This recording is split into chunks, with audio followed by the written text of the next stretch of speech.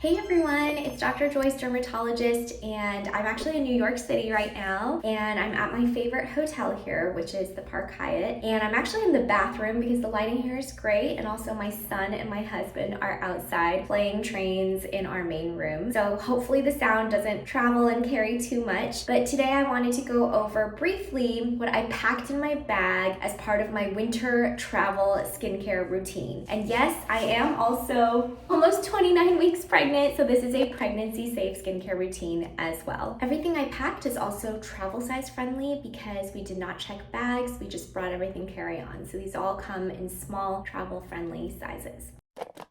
All right, let's start with my morning routine. So in the morning, I have not really been cleansing my face. I just dive right in with my antioxidant. And the one I've been using is the one I've talked about a lot before. It's the Skinbetter Science Alto Defense Serum. This is one that I just keep in my travel caddy because I travel a lot and it's too much work to pack every time. So this is the Alto Defense Serum, and it is a blend of vitamin C, vitamin E, tons of antioxidants. I've talked about this before because it really is a holy grail. The vitamin C form is THD ascorbate, which is lipid soluble, it's stabilized, doesn't have to be at a low pH. It comes in more of a hydrating serum-like consistency, which I especially like for the winter and cold weather because my skin is getting more dry. So this is definitely my pick for vitamin C, especially in the winter time. In addition to vitamin C and E, it also contains a whole bunch of polyphenols, which are antioxidants, green tea, grapeseed, turmeric, and a peptide, which is trifluoroacetyl tripeptide 2, which helps to improve the firmness of your skin and elasticity. We'll talk a little bit more about peptides towards the end of this video. So after the vitamin C, that goes on my base layer, then I'll usually go ahead and use either a moisturizer if I'm feeling dry, or I go in with a hydrating SPF. So lately I've been using this Peter Thomas Roth Max Mineral Tinted Sunscreen. It's SPF 45, broad spectrum, blocks UVA and UVB, and it comes out as more of like a cream. So to me, that actually is hydrating enough. I don't have to layer on a serum or a moisturizer in the morning unless I'm feeling really dry. And I found that sometimes if I use a thick moisturizer and then I use this and then I put on my BB cream on top, my skin just looks really greasy and shiny the whole day, and I just feel like I have all this product on my face. So ideally, I would just use this creamy sunscreen and then put my BB cream on top, and that cuts down on the shininess and oiliness on my face without having that extra moisturizer on. So this comes out as a cream. It's very universally flattering tint. It just blends right in. It feels really hydrating. This is a physical sunscreen, and I would say that this is light to medium coverage. So I wouldn't really wear this on my own if I have like meetings or if I'm filming. It doesn't quite cover up all my freckles and dark spots and imperfections. I would usually throw on a BB cream over it. But this one also contains safflower extract, vitamins C and E for some added benefits. After I put on the sunscreen, then I go in with my Dr. Jart BB Premium Beauty Balm, which also contains niacinamide. This is a chemical sunscreen. Now, like I've said before, mineral or chemical sunscreens are fine. During pregnancy, if you tend to have really sensitive skin, you can opt for a mineral sunscreen. Lately, my skin has calmed down. It's not as sensitive or irritated, so I've been using this on top. And what I love about this is that it really provides the perfect amount of coverage. I don't use this solely for the SPF, and I would not rely solely on this for SPF because you don't use enough of it to get the full sunscreen benefit. But this provides like almost like a filter-like appearance on my face. Like it just makes my skin look so smooth and glowing, and it just covers up all my redness and dark spots without looking cakey or feeling heavy. So I really love this. I'm in shade Fair Light, and I use this pretty much every day. Real quick, just to show you what I've packed for my makeup, because I realized I never really do a makeup tutorial. I actually do my eyeliner with an angled brush. So this brush is from Bare Minerals, and I love this kind of angled tip here. It's perfect for a winged liner. And I use a really old eyeshadow palette from Urban Decay. This is On the Run, and I use shade Rebound, which is this dark brown color here. And I just pat some onto this angled brush, and then I just basically go in at the corners and draw that on. And I found that this is so much easier and foolproof. You don't have to be as precise when using eyeshadow as your eyeliner, as opposed to using like a liquid eyeliner or an eyeliner pen. For blush, I usually bring my Blooming Blush brush from Bare Minerals, and then this pinky, kind of light pink corally blush color that I love. It's from Glowish by Huda Beauty, and it's in shade 01 Healthy Peach. I just really like a good peach coral color. I think it looks very youthful, and it brings a nice energy and glow to my face. For a little bit of shimmer, I use my Rare Beauty highlight. This is in shade Exhilarate. I've shown it before.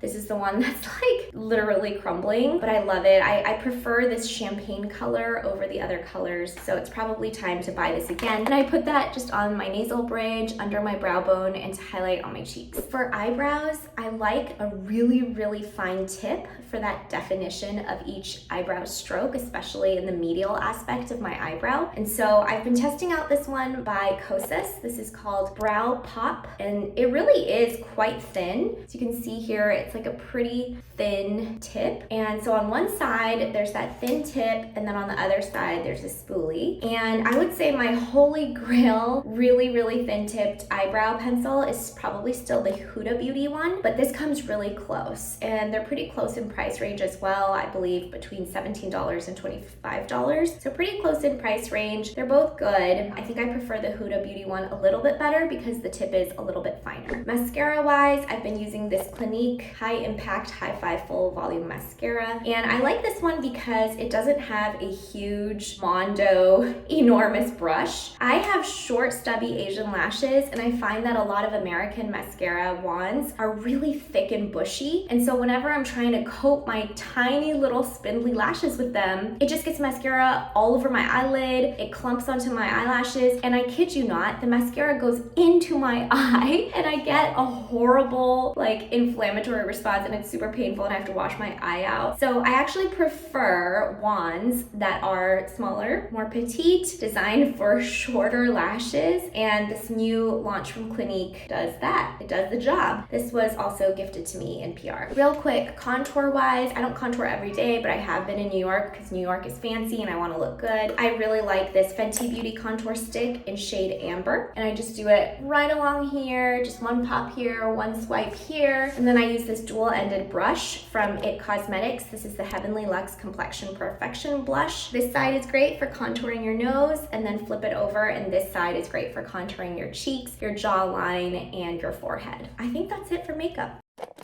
Alright, nighttime routine. Because I've been wearing more makeup today and I feel like my face is really oily and sweaty from walking all over the city, I have been doing a double cleanse. I start with the Versed Day Dissolve Cleansing Balm, and I've tried a lot of different balms, like the Elemis one. I also really like the Then I Met You Cleansing Balm. This one is a really affordable alternative, and I like it for travel because it's very light, and this one has eucalyptus oil and vitamin E. It feels really hydrating, and it's a lot softer and easier to rub in than the other balms that I just mentioned. It has kind of a minty smell, which is interesting. I can't say I love the smell, but it does feel nice to massage this on my face after a long day. And like I mentioned, it's very light, so it's good for travel. So after I remove my makeup, then I use the Cerave Hydrating Cleanser, and I've talked about this one before. It contains a ceramide blend. It's hydrating, it's gentle, it's just a really solid, affordable cleanser that gets the job done. Now the last step of my PM skincare routine is actually a product that hasn't been launched yet, but I'm really excited to share it with you all once it launches in January. But this is a good opportunity for me to talk about peptides, because peptides are the hero ingredient of this not yet launched, top secret, mega awesome product. So what are peptides exactly in skincare? Peptides are made up of amino acids, which are the building blocks of proteins. Peptides are used to make everything, all the types of proteins in your body, like collagen and elastin, things that are really important in forming the structure and helping with the function of your skin. But just knowing that a product contains peptides does not tell you anything about what that product does, because there are hundreds, literally hundreds of peptides that all do different things and can serve different functions in the skin. One example of a type of peptide are carrier peptides, which can help to deliver important elements like copper and magnesium to the skin. And copper is a super buzzy, trendy ingredient in skincare this year, and so carrier peptides are what act as this transporter that actually get the elements to where they need to go within the skin. You can also have enzyme inhibitor peptides. So these types of peptides actually work to block the enzymes in your skin that chew up collagen and accelerate the collagen degradation and loss process. And so this will help prevent aging as you're preventing the loss of collagen. There are also peptides that mimic neuromodulators. Neuromodulators are things like Botox that you think of that actually work to soften the lines of expression on your face by decreasing muscle movement. Now, there are multiple peptides that can do similar functions, not to replace Botox, but to work in a similar fashion on the skin. One example of a peptide that mimics neuromodulators is argireline, which is also known as acetyl hexapeptide 8. This can help reduce the appearance of wrinkles by acting on that neuromuscular junction and the snare complex, similar to how Botox works. Another example is lufazole, also known as pentapeptide 18, which helps to prevent neurotransmitter release in that neuromuscular junction in a similar way to how certain neuromodulators that exist on the market today also work. So you can use these peptides in conjunction with each other or alone. They can have synergistic effects when added together, and there's a whole host of other ones that also mimic neuromodulators, and I'll link some studies below that have shown efficacy of these peptides to work in a way that's similar to neuromodulators like Botox. So the product that I've been testing contains this material because, as you all know, I'm pregnant, and when you're pregnant you can't get Botox. So this line here, it's not going away and it's not getting any more shallow. So I am testing this product out, and I will be revealing more information about it when the product launches in January. So that has been the final step of my skincare routine, is using this moisturizer with this peptide blend that helps with the appearance of wrinkles. Last but not least, I always curl my hair in New York because I just like having this more glam look when I'm in the city, and the one that I use, the curling iron I always use, is the Babyliss Pro Nano Titanium, and this is the 1.5 inch barrel, and I usually put my hair up in either 2 or 3 sections, curl the bottom, release it, then curl the top, and my hair is naturally wavy, so it holds curl really well. I don't actually put any products in it, so I don't have any suggestions for that, for like hairspray, but I do recommend using heat protectant prior, and always